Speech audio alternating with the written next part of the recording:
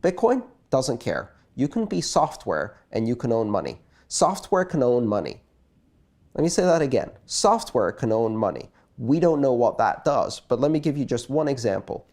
Uber, Bitcoin, self-driving cars. Combine those three together and you have the self-owning taxi. A car that is a corporation that owns itself, pays for the car lease, the car insurance.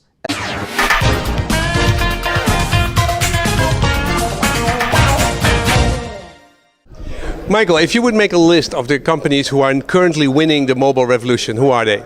I'd say the winners right now are Apple, Google, Amazon, Facebook, Twitter, and in general, companies that create mobile application software networks.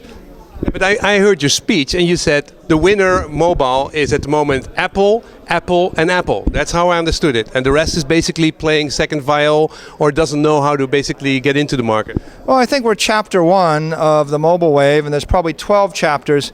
Apple's the winner of the first chapter by far. I mean, you could say we're in chapter 2 or 3 and maybe Apple won the first chapter and the second chapter. But there's actually more chapters of this book to unfold and there are going to be other opportunities and other networks, for example, mobile identity, mobile commerce, mobile health. And as those things come along, it's not clear that Apple will be the winner. There may be other companies that we don't notice yet that are going to come. Okay. But you say the iPad, you think that is the most amazing thing because the rich and powerful are carrying around the iPad and that's the first competition with paper? Yeah, I think the iPad is the most underappreciated or underestimated new technology. I think it's the first device in the history of the world that competes favorably with paper. So I think it's inevitable that every literate person on the planet is going to end up with at least one, but probably more than one, either an iPad or a tablet computer that's got comparable techniques. How many tablets in 2015? In 2015, let's say we're like 3 years out, probably more like 250 million, 300 million, I'm guessing. Will it be just as important as a smartphone revolution? I think it'll be at least as important. It might be more important because smartphones are useful for a set of activities, but smartphones don't normally have the ability to host enterprise applications. But if you look at the tablet computer like the iPad, every application never ran on a Windows machine or the web probably would run better on an iPad or a tablet computer. And so the iPad is completely disrupting the entire enterprise market, and then it's also disrupting the entire entertainment market. And so entertainment and enterprise are incredibly valuable portions of our society. What does it mean for Microsoft? I think Microsoft is actually in the crosshairs right now because on one hand they've got Google and Apple pushing them, and they've got to reposition into the mobile sphere, and they don't have an offering. They don't have a strong position on mobile. You said their Surface introduction was the worst example and perfectly for business schools as the worst product introduction of the century. Yeah, I don't know if it's the worst of the century. I just think it was a disastrous product introduction. Maybe the worst for them in quite a while, and the worst in the mobile wave, because they announced a product that they can't ship. And they alienated all of their partners while they were announcing a product they can't ship. And the product itself was indeterminate and ambiguous in its character. So they gave everyone who was an observer in the market the impression that they don't have a clear strategy and they're uncertain of their ability to be successful. Last question, business intelligence, your product, your company, what does that mean for the mobile revolution means for that? We've really benefited from the advent of mobile because if you can just deploy any kind of intelligence via a mobile device, it goes to 10 times more people and it's 10 times easier to use and it's available 10 times as often for them. So it's been a big growth driver for us. And the rich people and the powerful people want to use it. Yeah, I think the key there is we like to have the powerful executives who make the decisions directly interface with our software. Before the mobile wave, they looked at paper.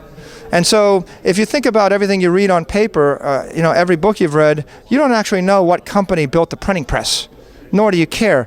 But if you're actually reading that information on a piece of software, then you know the company that provided it, and we can have a direct relationship with them, and therefore will be much more valuable. Thank you.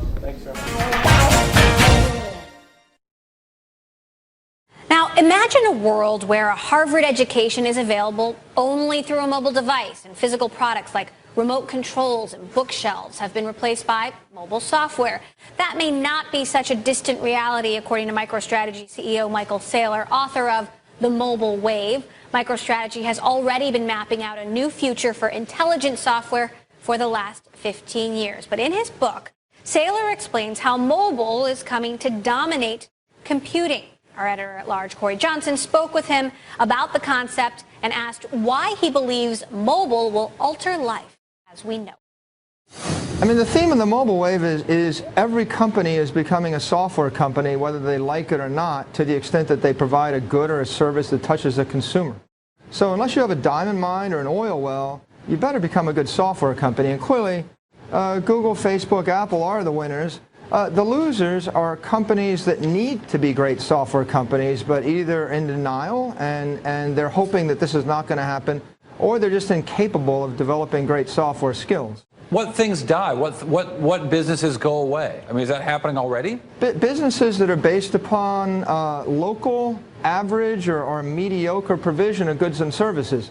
If the only reason you're here is because you're the only person with a printing press in Hong Kong and nobody else can afford to print a paper and ship it to you, then that's no longer the case. I mean, I would expect the New York Times is going to ship to 500 million people, and if it doesn't, then someone else is going to come along that can ship a paper in English language to 500 million people.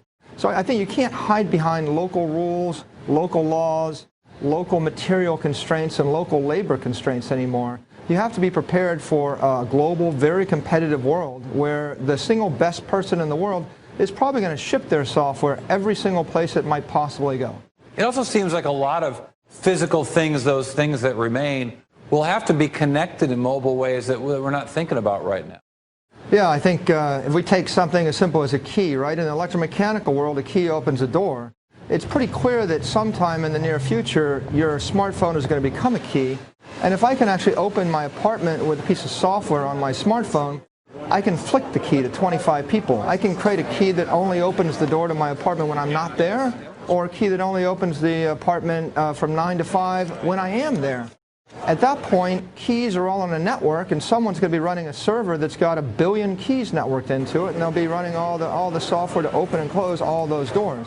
I think we're going to see lots of application networks form that are worldwide that provide very, very powerful software services. So let me ask you about MicroStrategy really quickly. So with your company, do you try to reestablish or refocus your company for this new mobile world? You know, it's essential. 3 years ago, we started working on mobile software, and we released a product, MicroStrategy Mobile, in 2010.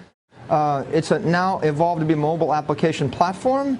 We're now releasing mobile application networks for mobile identity, for mobile commerce, for mobile intelligence. And we think that it's essential. You're either going to grow into the new space, or you're going to defend and get chiseled away at 3 to 5% a year. And I got to ask. Welcome to the Crypto Teacher. And guys, please like and subscribe. If you do like what you're listening to, please inform your friends and family and spread it all over social media. It is imperative that we get back to learning finances and understand how the world really works. Because once we understand how the world really works, we understand that everything is planned out. Now, I want to thank those who purchased the books, Crypto Teacher NWO book.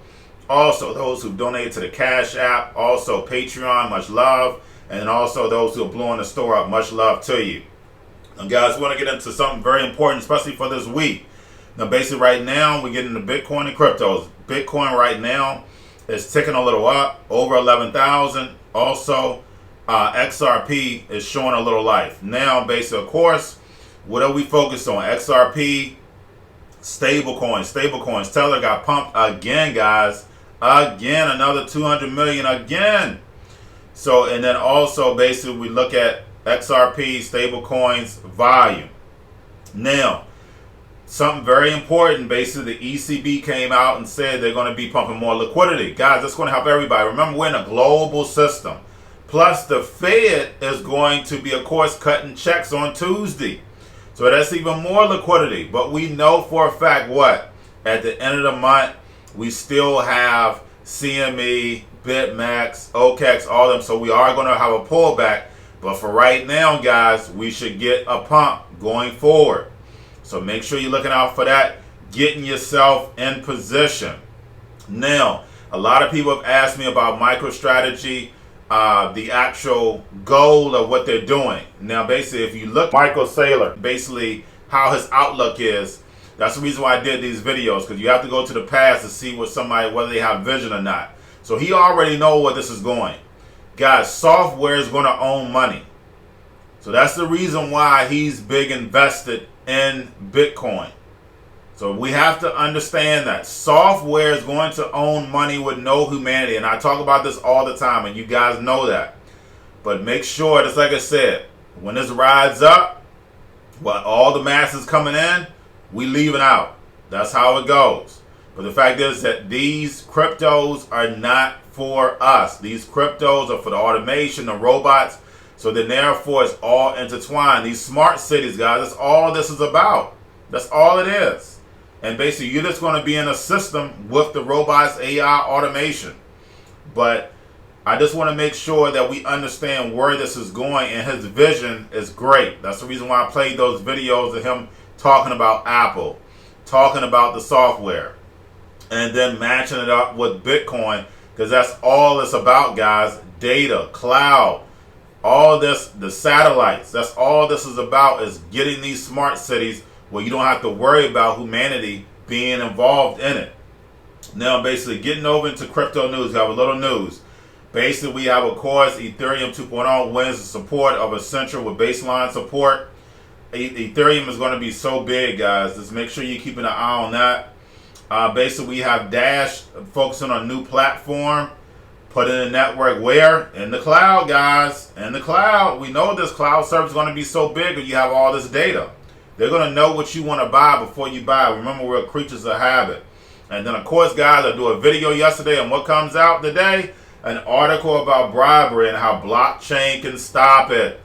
So, guys, make sure that you are looking ahead. Remember, always focus and put yourself at the table with the NWO and see where the New World Order is headed. But, guys, that's all I have for you. Don't forget about the books, Crypto Teacher NWO book. Also, the cryptos, Coinbase, BitChute, Binance, the stocks, guys. Don't forget to check out the stock channel. It's going to be big. Basically, don't forget you have your chip stocks. And basically, on the stock channel, I gave you the lower chip stocks now because, of course, NVIDIA, all those are expensive. I gave you the cheap ones now, so therefore you can move over to it. So your chip stocks, gaming, I'm going to do a gaming video soon. Also, banking, Cobalt, and then everybody sitting at home, don't forget about that. Home stocks, the C-word, the biotech stocks, don't forget about those. And while everybody's sitting at home, getting that free money or waiting on that free money, what are they doing? Drinking and smoking weed. Don't forget about those stocks. And we have a smart Florida bar owner, no mask. Let's keep it up, guys. Y'all have a wonderful day.